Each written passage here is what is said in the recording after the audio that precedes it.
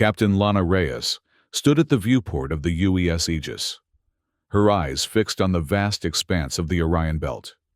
The scattered asteroids resembled a cosmic highway stretching toward the distant stars, each one glittering with the reflected light of the system's binary suns.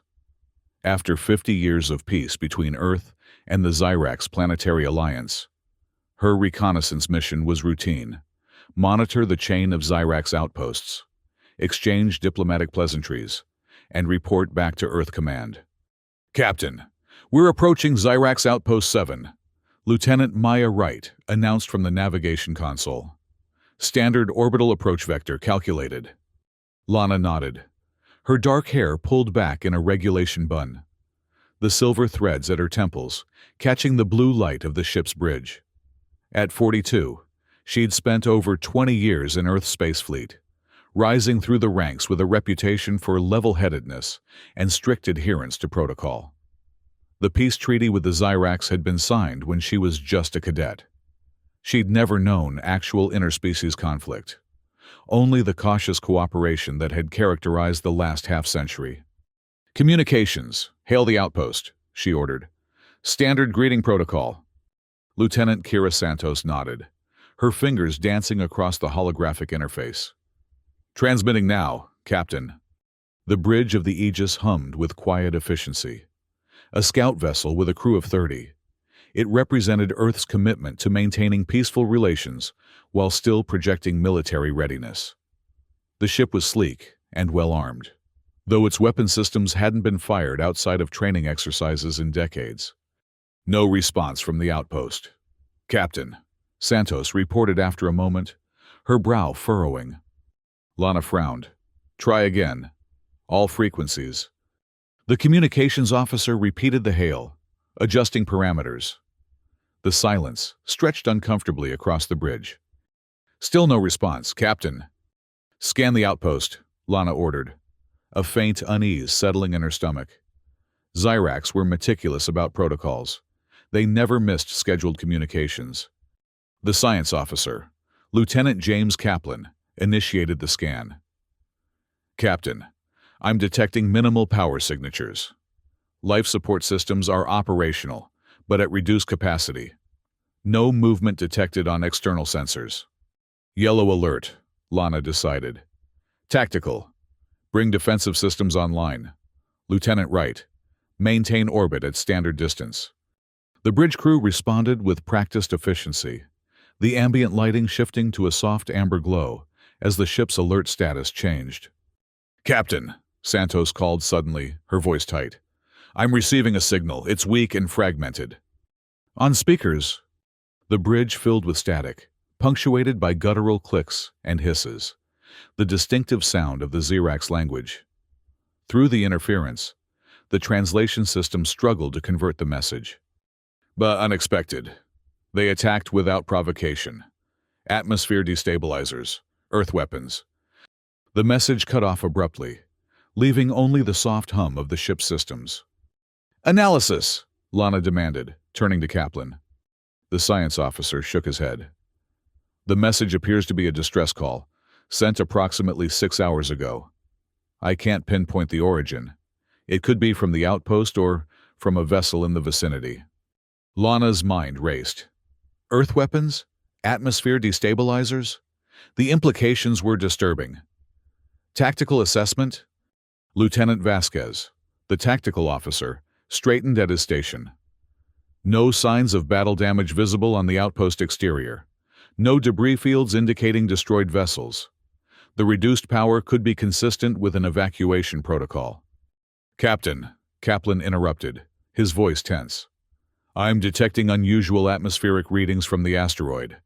The composition is shifting rapidly, oxygen levels dropping, replaced by chlorine gas and sulfur compounds." Lana's blood ran cold. Atmosphere destabilizers. The Zyrax breathed an oxygen-nitrogen mix similar to humans, but could tolerate higher carbon dioxide levels. Chlorine gas would be lethal to them. "Prepare a shuttle," she decided. "Environmental suits for all team members. I want to know what happened on that outpost." "Captain," Vasquez objected. Regulations state that in potential conflict situations, the commanding officer should remain. I'm well aware of regulations, Lieutenant. Lana cut him off. But if Earth weapons were involved, this is a diplomatic situation of the highest order. I need to see it firsthand. As the away team prepared, Lana called her second-in-command to the ready room adjacent to the bridge. Commander Raj Patel entered, his normally calm demeanor marred by obvious concern. Captain, the shuttle is being prepared as ordered. Raj, I need you to handle something discreetly, Lana said, lowering her voice despite the privacy of the ready room.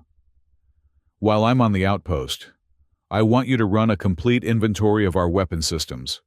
Every torpedo, every atmospheric charge, everything. Patel's dark eyes widened slightly. You think? I don't know what to think, she interrupted. But that message mentioned Earth weapons. I need to know if anything from our arsenal could cause the atmospheric changes we're detecting. That would violate at least 6 provisions of the peace treaty, Patel said carefully. Exactly why I need to know. Keep this between us for now. The commander nodded. Understood, Captain. 30 minutes later, Lana stood in the shuttle bay, encased in the rigid environmental suit, her helmet tucked under her arm.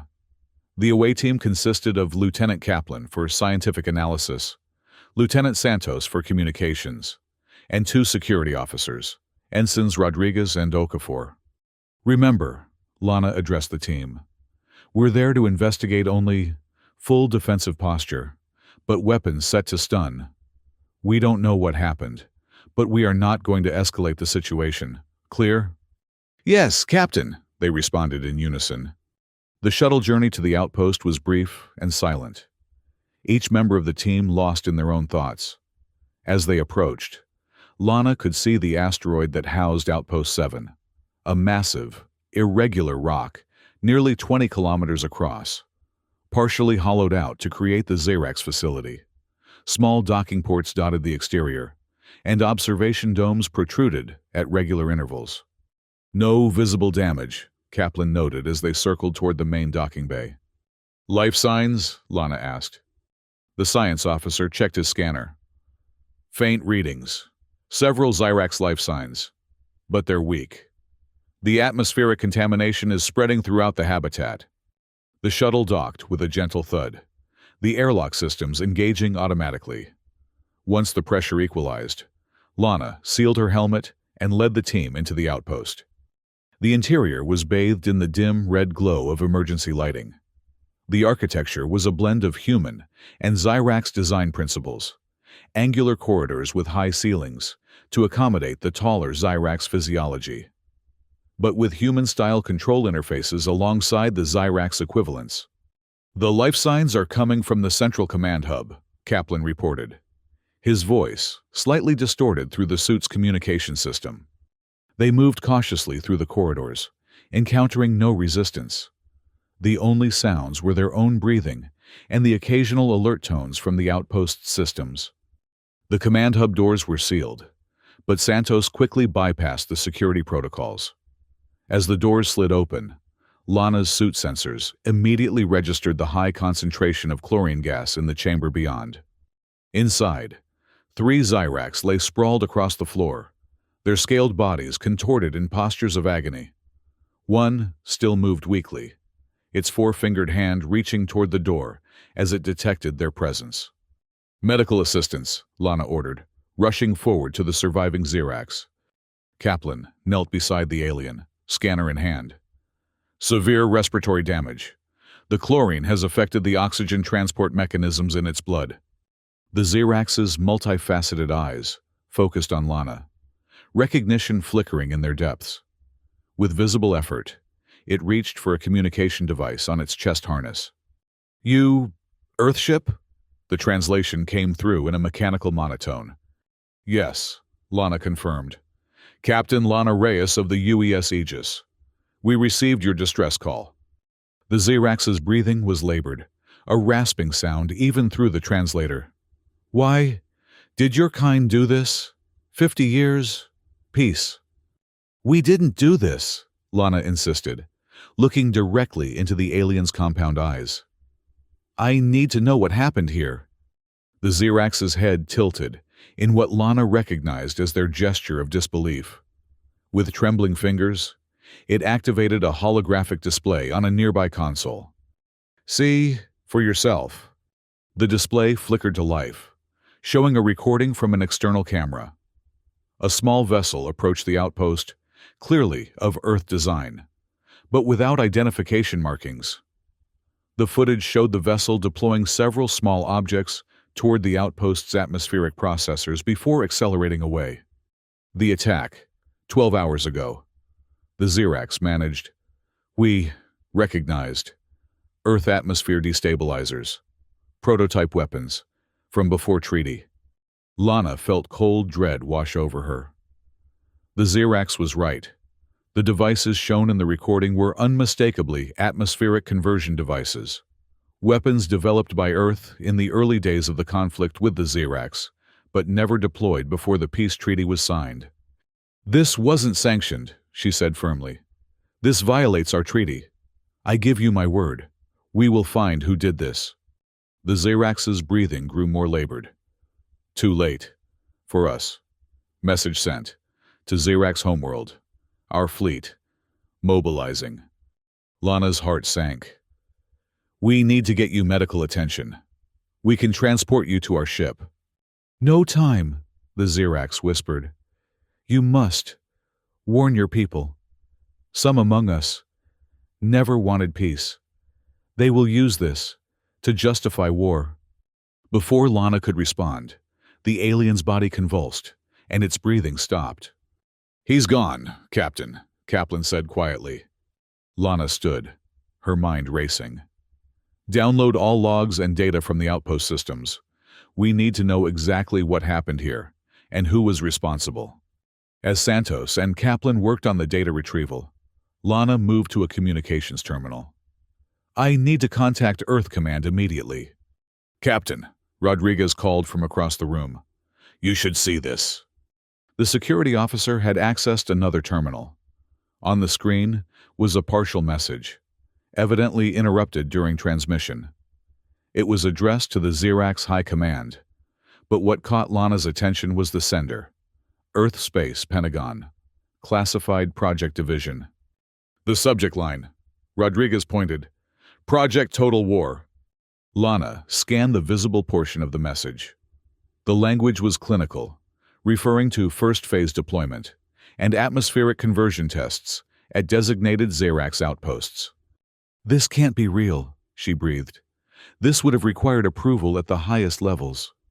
"Captain," Kaplan interrupted, his voice urgent. "I've found something in the outpost's sensor logs. The vessel that deployed the weapons was broadcasting an encrypted Earth military IFF signal. Our systems wouldn't have flagged it as suspicious." Lana's mind worked furiously. If this was a sanctioned Earth operation, why hadn't she been briefed? The Aegis was responsible for monitoring this sector. Any military action should have been coordinated through her command. Unless she wasn't meant to know. "We're taking this data back to the ship," she decided. "And we need to warn Earth about the Xerax fleet mobilization." As they returned to the shuttle, Lana's communicator chimed. "Captain, this is Commander Patel. We've received a priority transmission from Earth Command. Ambassador Richard Donovan has just arrived via the Quantum Gate.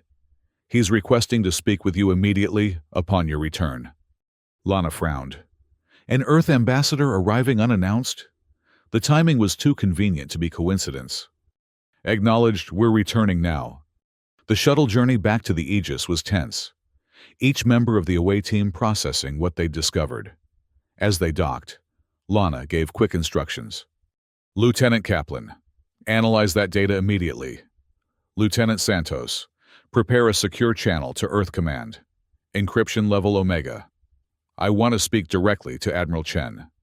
"Yes, Captain," they responded, hurrying to their duties. Commander Patel met Lana at the airlock, his expression grave. "Ambassador Donovan is waiting in your ready room. He insists the matter is urgent." "I'm sure it is," Lana replied grimly. "What about the weapons inventory?" Patel glanced around to ensure they weren't overheard. Everything checks out on our end.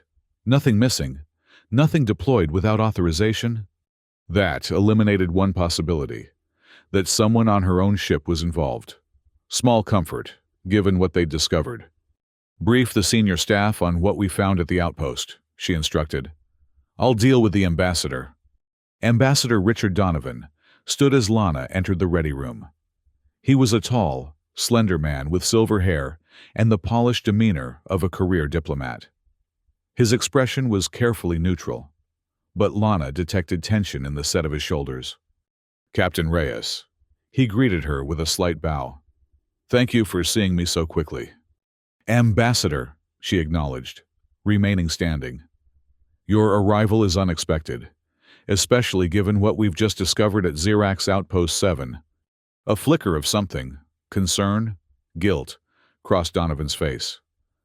That's precisely why I'm here. Captain, Earth Command received intelligence that there might be incidents in this sector. I was dispatched to handle the diplomatic response. Incidents, Lana repeated, her voice hardening. 3 Xyrax are dead. Ambassador. Their atmosphere was deliberately poisoned using Earth weapons technology. And according to the surviving officer, the Xyrax fleet is mobilizing in response. Donovan sighed, sinking back into his chair. This is what we feared. Captain, what I'm about to tell you is classified at the highest level. Please sit down. Lana remained standing. I'll stand. Thank you. Explain.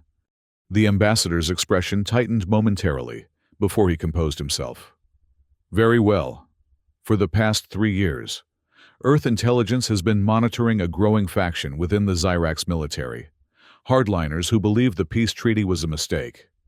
They've been stockpiling weapons, conducting military exercises beyond what's permitted by our agreements. And this justifies a preemptive strike? Lana demanded. Not a strike, Donovan corrected. A controlled demonstration of capability. The atmospheric conversion was designed to be temporary, uncomfortable for the Xyrax, but not lethal. Something went wrong with the deployment. Lana stared at him in disbelief. Something went wrong? That's your explanation? Ambassador, this is an act of war. It's a regrettable escalation in an already deteriorating situation, Donovan countered. Captain, I understand your concern, but you don't have the full picture. The Xerax have been preparing for conflict for years. Our intelligence suggests they were weeks away from their own first strike. Show me the evidence, Lana demanded. The intelligence is classified, but I've been authorized to inform you that Project Total War has been activated. It's a comprehensive strategic response to the Xyrax threat. Total War? Lana felt a chill run through her. The same project referenced in a message we found at the outpost? Donovan nodded. Yes. It's a multi-phase plan designed to neutralize the Xyrax military capability before they can deploy against Earth colonies. The outpost was Phase 1, a demonstration of our technological superiority and resolve. This goes against everything the treaty stands for, Lana said, her voice quiet but intense. 50 years of peace, thrown away on intelligence that you won't even share. Captain Reyes. Donovan's voice took on an edge of authority. Your duty is to follow the directives of Earth Command. Your new orders are to proceed to these coordinates. He handed her a data chip. There you will rendezvous with the 7th Fleet. Admiral Hastings will brief you on your role in the coming operation. Lana took the chip but didn't insert it into the computer. And if I believe these orders are illegal under the terms of our treaty with the Xerax? The ambassador's eyes hardened. Then, you would be relieved of command and charged with insubordination during a time of military emergency. Captain, I understand your moral concerns, but this decision has been made at the highest levels. The security of Earth and its colonies is at stake. Before Lana could respond, her communicator chimed. Captain, this is Lieutenant Kaplan. You need to see this immediately. I'll be right there, she responded, grateful for the interruption. To Donovan, she said, Excuse me, Ambassador. It seems there's new information about the outpost incident. I'll accompany you, Donovan said, rising. That won't be necessary, Lana replied coolly. Please remain here. This is a matter for my crew. She left before he could object, making her way quickly to the science lab where Kaplan awaited her. The science officer looked up as she entered, his expression troubled. Captain, I've analyzed the atmospheric data from the outpost. The destabilizers used weren't standard Earth design. They've been modified to produce a much higher concentration of chlorine than our weapons ever did. These weren't meant to be non-lethal. So the ambassador lied, Lana murmured. There's more, Kaplan continued. I found this in the outpost communication logs. He activated a display showing a transmission between the outpost and a Xyrax vessel 3 days earlier. It's encrypted, but I managed to break part of it. The outpost was warning about unusual movement from Earth military vessels near the Proxima colony. Proxima? Lana frowned. That's nowhere near Xyrax territory. Exactly, Kaplan nodded. But, according to this partial transmission, the Xyrax detected multiple Earth vessels deploying what they believed were weapons platforms in the asteroid belt beyond Proxima. Lana's mind raced. If the Xyrax were correct, it would mean Earth forces were establishing offensive positions near one of humanity's largest colony worlds, positions that could be used against the colony itself. Lieutenant, I need you to continue analyzing this data. Find out everything you can about these supposed weapons platforms. Yes, Captain. Lana returned to the bridge, finding Commander Patel supervising the ongoing operations. Status report, she demanded. We've established a secure channel to Earth Command as ordered, Patel reported. However, there's a communication lock in effect. All transmissions are being routed through the diplomatic corps. Through Donovan. In other words, Lana's suspicions deepened. What about the Xyrax fleet movements?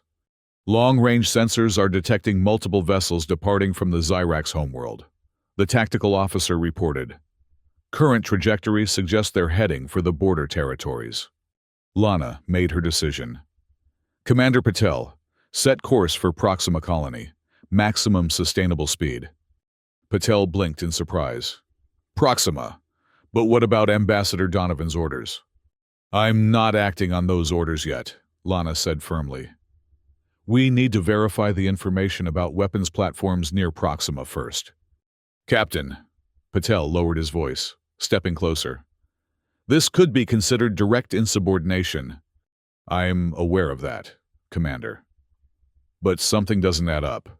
If Project Total War involves deploying weapons near our own colonies, I need to know why before I commit this ship to any further action. The door to the bridge slid open, and Ambassador Donovan strode in, his face flushed with anger.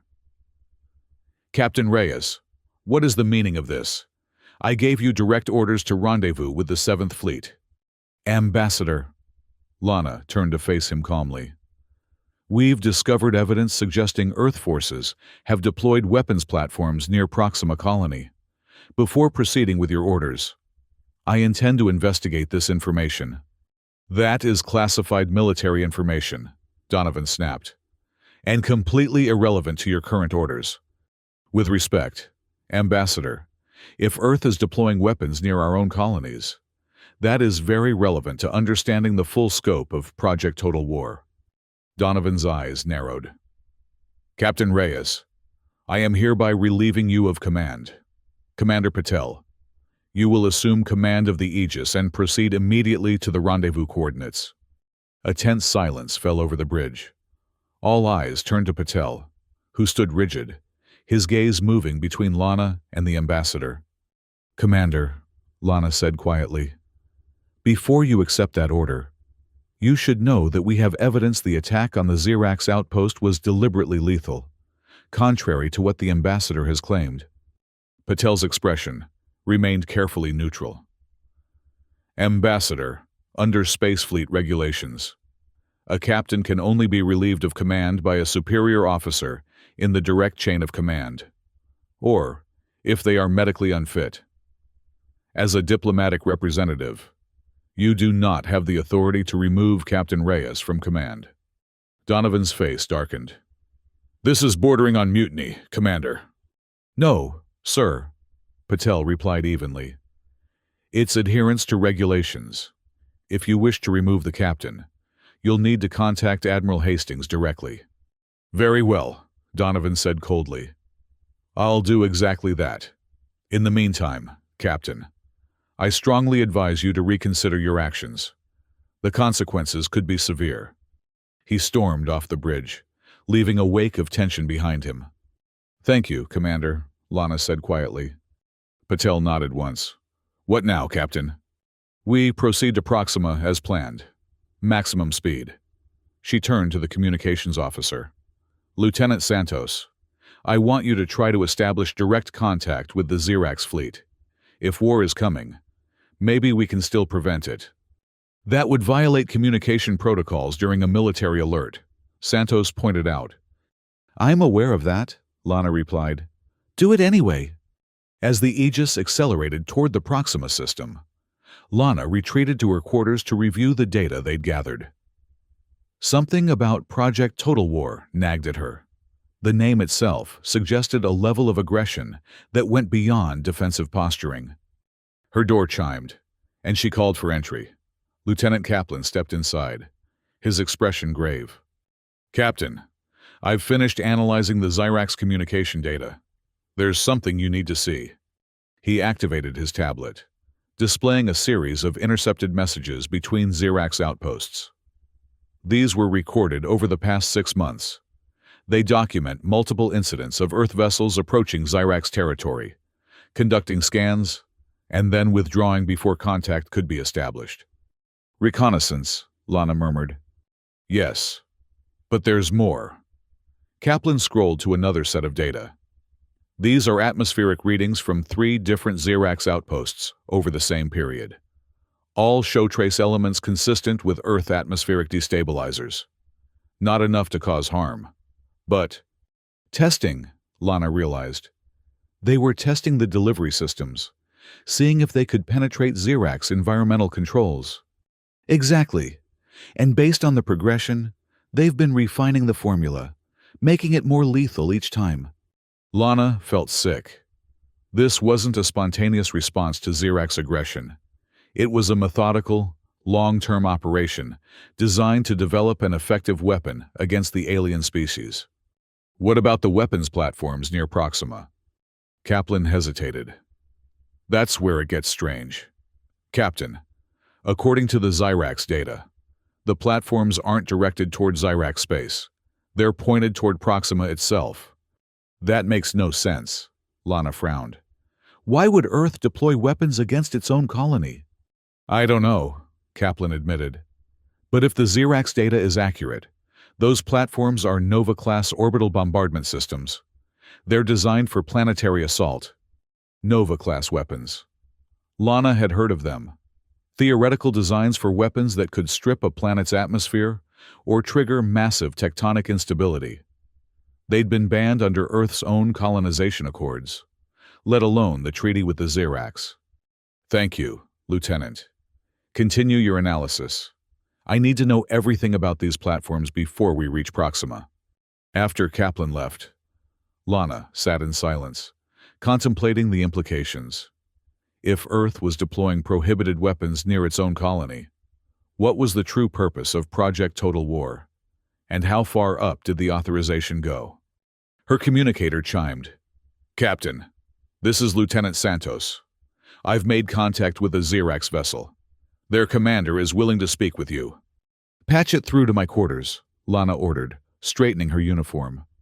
The view screen activated, revealing the scaled visage of a Xerax military officer. The alien's compound eyes glittered in the light of its ship, and the translation device at its throat pulsed as it spoke. Captain Reyes, I am Commander Zekthal of the Xerax Defense Force. Your communication is unexpected. Commander, Lana acknowledged with a respectful nod. Thank you for speaking with me. I'm contacting you regarding the incident at Outpost 7. The Xerax's head tilted. The unprovoked attack by Earth forces? An act of war that has ended 50 years of peace? Commander, I was at the outpost. I saw the aftermath. I want you to know that many in Earth's military, including myself, had no knowledge of this operation. We're investigating who authorized it and why. Your internal politics are irrelevant, Zekthal replied coldly. The High Command has authorized a military response.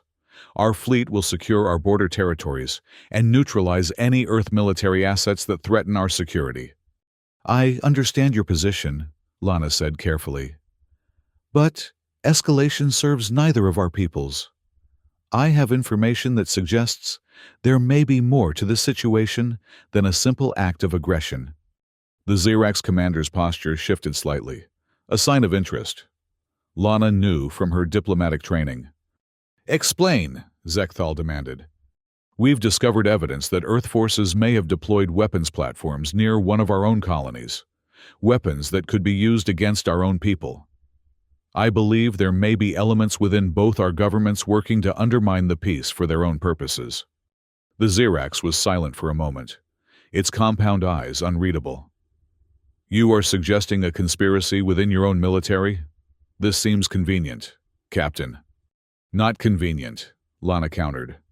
Troubling, and potentially devastating for both our species, if we allow it to trigger a full-scale war. What is it you propose? A meeting. Neutral territory. I'll bring the evidence we've gathered about Project Total War. Perhaps together we can prevent unnecessary bloodshed. Zekthal considered this. The Xerax value honor.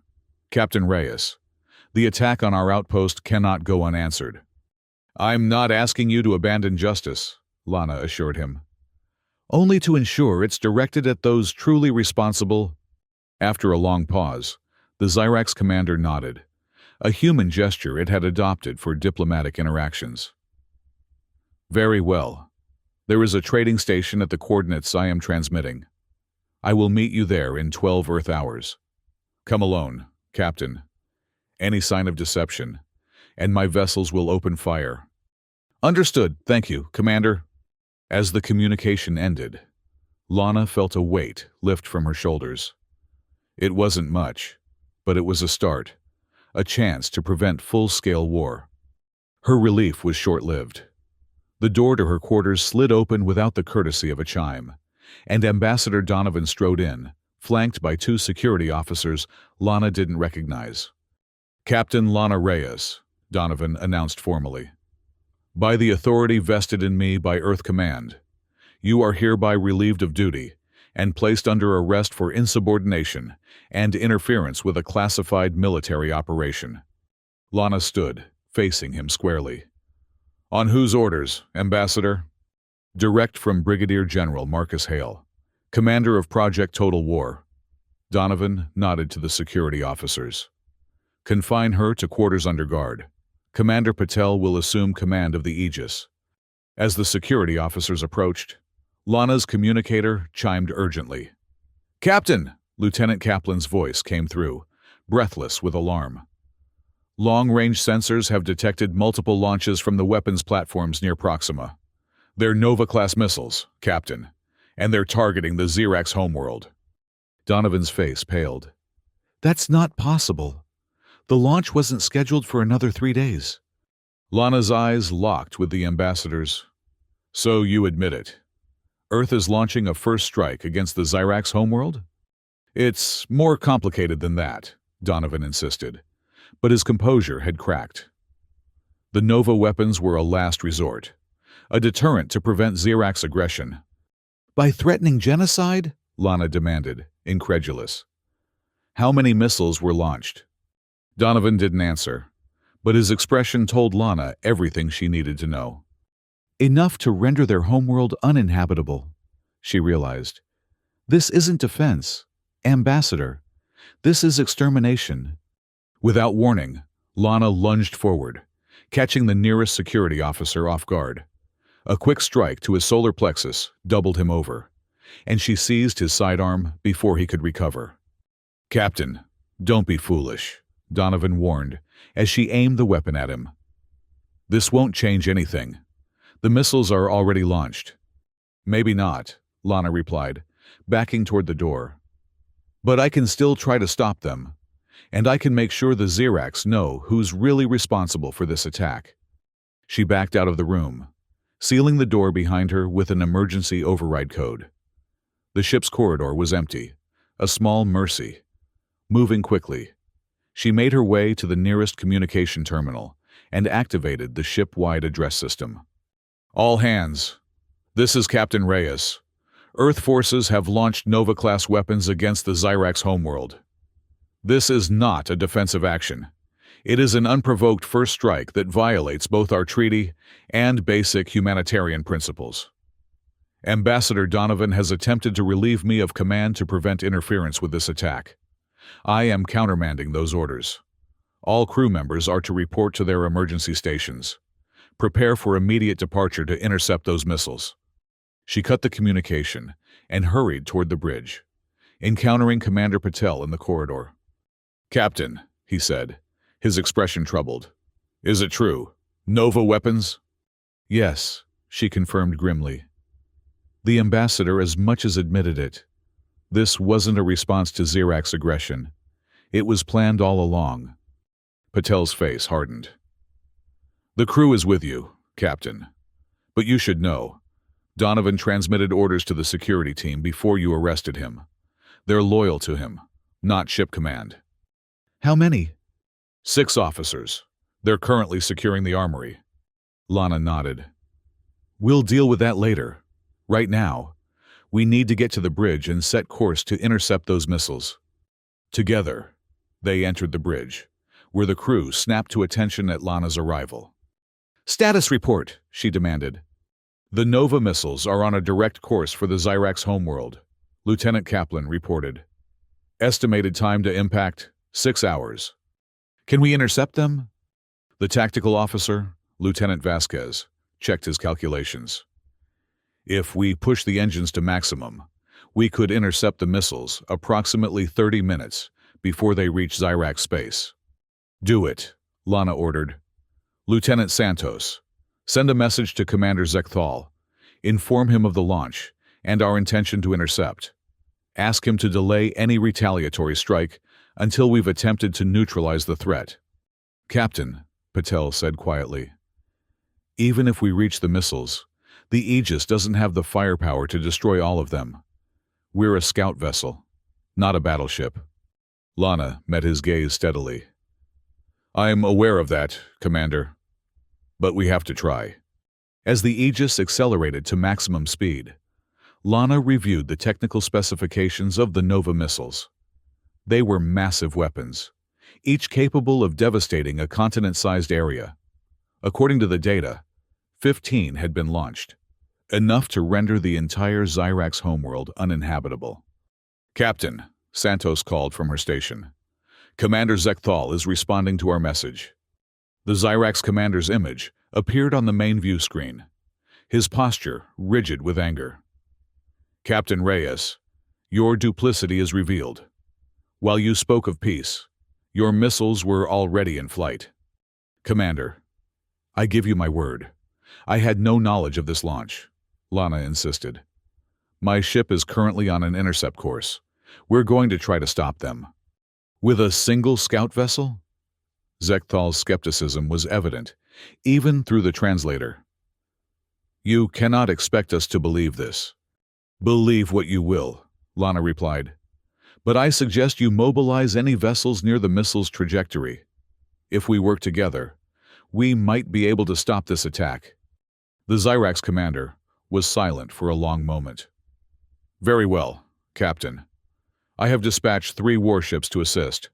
But know this, if even one missile reaches our homeworld, the Zirax will not rest until Earth is reduced to ash." "Understood, Commander. Aegis out." As the communication ended, Lana turned to her crew. "Options for disabling the missiles?" "Direct weapons fire would be ineffective against their shields," Vasquez reported. "But they're designed to coordinate their approach using a distributed network. If we could disrupt their command frequencies, it might force them into standby mode." Could we use the ship's deflector array to generate an interference pattern? Lana suggested. Kaplan shook his head. Not powerful enough, but... His expression shifted as an idea formed. The quantum communication system, if we reconfigured it to broadcast on the missile's command frequency, the power surge might be enough to overwhelm their guidance systems. That would fry our own communications, Patel pointed out. A small price to pay, Lana decided. Make the preparations, Lieutenant Kaplan. Captain, Santos interrupted. I'm detecting multiple vessels on an intercept course with us. Earth signatures, destroyers from the 7th Fleet. Lana's heart sank. They're trying to stop us from interfering with the missiles. Orders? Patel asked. Maintain course, Lana said firmly. Prepare for evasive maneuvers. But we are not, I repeat, not, to engage Earth vessels unless absolutely necessary. The next few hours passed in tense silence as the Aegis raced toward the intercept point. The Earth destroyers maintained pursuit, but didn't close to weapons range. A small mercy that Lana attributed to reluctance among their captains to fire on a fleet vessel. Captain, Kaplan reported as they approached the intercept coordinates. I've modified the quantum communication system as discussed. But there's a problem. We'll need to be much closer to the missiles than anticipated. Almost within the blast radius if they detonate. Lana nodded grimly. Understood. How many of the crew would be required to operate the ship during the attempt? Kaplan blinked, realizing what she was suggesting. Just 3, Captain, Helm, Engineering, and whoever activates the quantum pulse. Begin evacuation procedures, Lana ordered. All non-essential personnel to escape pods. Set course for Proxima Colony. Captain, Patel objected. Regulations state that in an evacuation, the commanding officer should... I'm well aware of regulations, Commander. Lana cut him off. But this mission requires experienced officers who understand exactly what's at stake. I'll need you to coordinate with the Xyrax vessels once they arrive. Lieutenant Kaplan will handle the quantum pulse, and I'll need 1 volunteer to pilot the ship. I'll do it, Lieutenant Wright said from the helm, her voice steady despite the fear evident in her eyes. Thank you, Lieutenant. Lana turned to the rest of the bridge crew. You have your orders. Begin evacuation. As the crew dispersed to their emergency stations, Lana approached Commander Patel. Raj, I need to know I can count on you to follow through if this goes wrong. You have my word, Captain, he assured her. But for what it's worth, I think you should reconsider. The Aegis needs its captain. Lana smiled faintly. Sometimes being captain means knowing when to stay and when to go. The crew needs a leader to continue the mission if we fail. That's you. 30 minutes later, the evacuation was complete. Only Lana, Kaplan, and Wright remained aboard the Aegis as it approached the swarm of Nova missiles. Visual contact, Wright reported, her voice tense. 15 missiles, maintaining formation as predicted. On the view screen, Lana could see the weapons. Sleek, black cylinders approximately 20 meters long, surrounded by the shimmering energy field of their shields. Any sign of the Xyrax vessels? She asked. 3 warships approaching from Sector 7, Wright confirmed. They'll be in range in approximately 10 minutes. That might be too late, Kaplan warned. The missiles are accelerating. We need to act now if we're going to disrupt their guidance systems. Lana nodded. Take us in. Lieutenant Wright, Lieutenant Kaplan, prepare the quantum pulse. The Aegis accelerated toward the missile formation, its shields at maximum power. As they closed to within 5 kilometers, proximity alarms began to sound across the bridge. Captain, Wright warned. The missile's defensive systems are activating. They're interpreting our approach as an attack. Maintain course, Lana ordered. Lieutenant Kaplan, status of the quantum pulse? Ready to initiate, Captain. But we'll need to be within 2 kilometers for maximum effect. 2 kilometers? Wright's voice rose in alarm. Captain, at that range, if the missiles detonate... I'm aware of the risk, Lieutenant. Lana cut her off. Proceed as ordered. The ship shuddered as energy discharges from the missile's defensive systems impacted their shields. Warning indicators flashed across the tactical display. Shields at 70%, Kaplan reported. 3 kilometers to optimal position. Captain, Wright called suddenly. I'm detecting weapons lock from the Earth destroyers. They're moving to intercept. Lana's jaw tightened. Evasive pattern delta. Don't let them get a clean shot. The Aegis lurched as Wright executed the maneuver, narrowly avoiding a torpedo from the leading destroyer. The sudden change in course brought them dangerously close to one of the Nova missiles, its sleek surface visible through the viewport. 2.5 kilometers, Kaplan counted down. Shields at 60%. Another impact rocked the ship, more violent than before. Direct hit from the destroyer, Wright reported. Shields at 40%. Port thrusters damaged. Reroute power from life support if necessary, Lana ordered. Get us to optimal position. With Wright's expert piloting, the Aegis weaved through the increasingly dense defensive fire, closing the gap to the missile formation. 2 kilometers, Kaplan announced. Ready to initiate quantum pulse on your command. Before Lana could give the order, a massive impact rocked the ship, sending her stumbling across the bridge. Torpedo impact, Wright called over the blaring alarms. Shields failing. Hull breach on deck 3. Seal off affected sections, Lana ordered, pulling herself back to her station. Lieutenant Kaplan, initiate the pulse now. Kaplan's fingers flew across his console. Initiating quantum pulse in 3, 2, 1. The lights on the bridge dimmed as power was diverted to the communication system.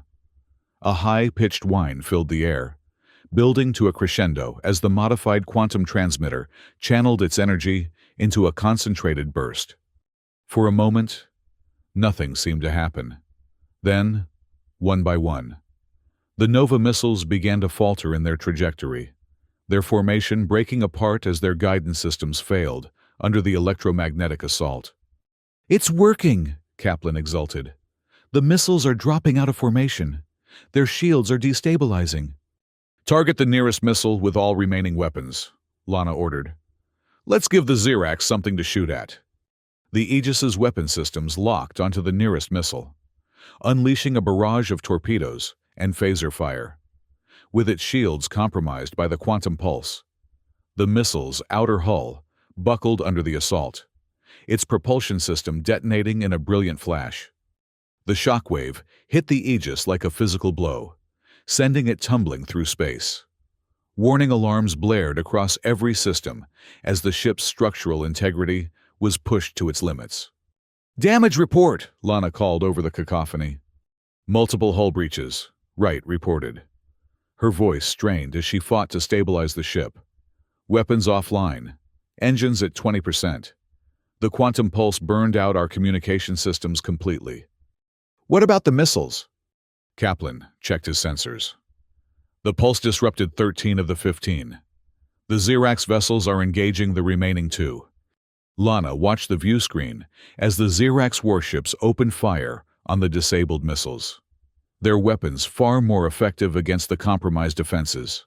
One by one, the Nova weapons were destroyed, detonating in a series of brilliant explosions that illuminated the darkness of space.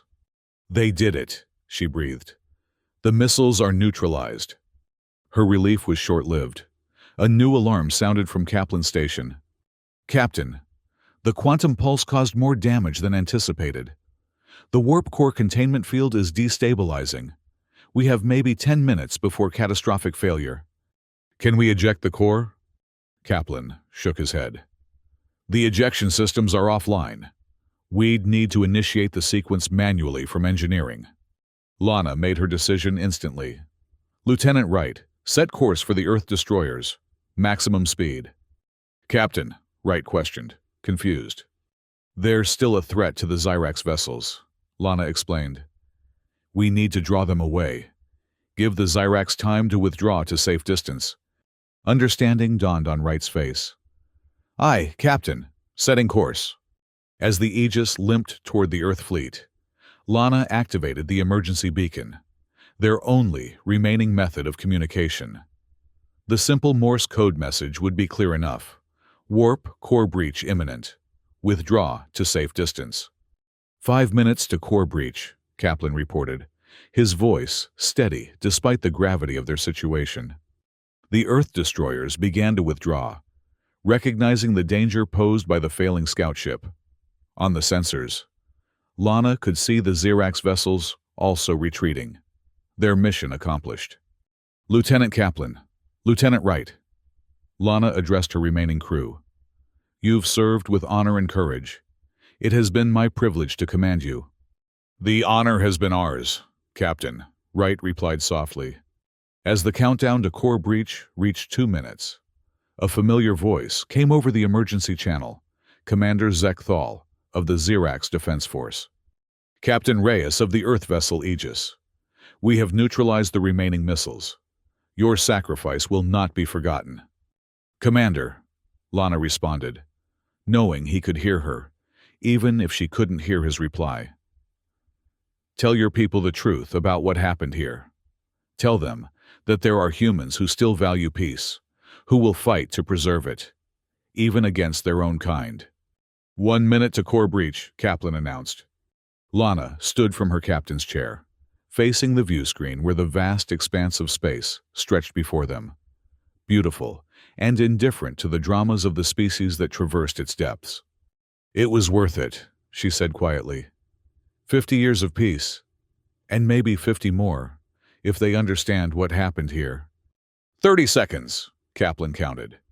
In those final moments, Lana thought not of the imminent destruction, but of the future that might still be possible. A future where Xerax and humans continued to share the galaxy in peace, where the actions of a few misguided individuals didn't condemn entire species to extinction. 10 seconds! Lana closed her eyes. The warp core breach, when it came, was visible across half the sector, a brilliant flash of energy that momentarily outshone the nearest star. The Earth destroyers and Xerax warships, safely beyond the blast radius, recorded the event in silence. In the weeks that followed, the truth about Project Total War emerged. General Marcus Hale and a cadre of high-ranking Earth officials were arrested for conspiracy and crimes against peace. Ambassador Donovan, recovered from an escape pod, along with the rest of the Aegis crew, provided testimony about the plot to provoke a war with the Xerax, a war that some Earth leaders believed was inevitable and therefore better fought on their terms. The Xerax, for their part, released the final transmission from the Aegis, ensuring that Captain Lana Reyes's actions and sacrifice became known throughout both civilizations. Commander Zek Thal personally delivered a message to Earth's government. No species will ever forget the day humanity chose total war, nor the day a human chose peace instead. 6 months later, a new peace treaty was signed aboard a space station orbiting the neutral territory where the Aegis had made its final stand. The treaty established more robust verification protocols and cultural exchange programs, acknowledging that peace required more than just the absence of conflict. It required understanding, trust, and vigilance against those who would undermine it. And in a medical facility on Proxima Colony, Captain Lana Reyes opened her eyes. The rescue had been unlikely. A Xerax scout vessel, arriving moments before the core breach, had transported the 3 officers from the Aegis Bridge using experimental technology that the Xerax had kept secret from their human allies. The process had left Lana in a coma for months, her body struggling to recover from the molecular reassembly. As her vision cleared, she found herself looking into the compound eyes of Commander Zek Thal. Captain Reyes, the Xerax greeted her. Welcome back to the living. The missiles? She asked, her voice weak from disuse. Destroyed, all 15. Your actions saved millions of lives on my homeworld. Lana tried to sit up, wincing at the effort. And the peace? Preserved, Zek Thal assured her, though not without cost. Your government has undergone significant changes. The architects of Project Total War have been removed from power, Good, Lana said simply. The Xerax tilted its head in what Lana now recognized as their gesture of respect. You were willing to sacrifice everything for peace between our peoples. Such actions cannot be forgotten. What happens now? She asked. Now, Zekthal's translator conveyed what might have been amusement. Now you heal. And then, if you are willing, there is much work to be done. The new treaty includes provisions for joint military commands, to ensure that neither side can again develop weapons without the other's knowledge. Earth has nominated you to lead their contingent. Lana looked out the window of her recovery room, where the sprawling cityscape of Proxima Colony stretched toward the horizon. Beyond, the stars beckoned. The same stars that would now continue to witness the parallel development of two sentient species learning, however painfully, to share the galaxy. I accept, she said. As Zekthal departed, a human doctor entered the room, checking Lana's vital signs with practiced efficiency. You've made remarkable progress, Captain, the doctor observed. A few more weeks of rehabilitation, and you should be cleared for light duty. Thank you, Doctor, Lana replied. But I don't intend to wait that long. There's too much at stake. The doctor smiled knowingly. Commander Patel said you'd say that. He asked me to give you this when you woke up. He handed her a data tablet. On the screen was a news report, dated that morning. Peace delegation departs for Xyrax homeworld. The image showed a mixed group of humans and Xerax boarding a diplomatic vessel. The caption identified Commander Patel among the human contingent. Below the image was a personal message. Captain, we carried on your mission. The Aegis crew stands ready for your return. The peace endures. Lana set the tablet aside and looked again to the stars visible through her window. The path forward would not be easy. Old prejudices and fears would not disappear overnight. But for the first time since the crisis began, she allowed herself to hope. No species would ever forget the day humanity chose total war. But perhaps they would also remember the day humanity chose peace instead.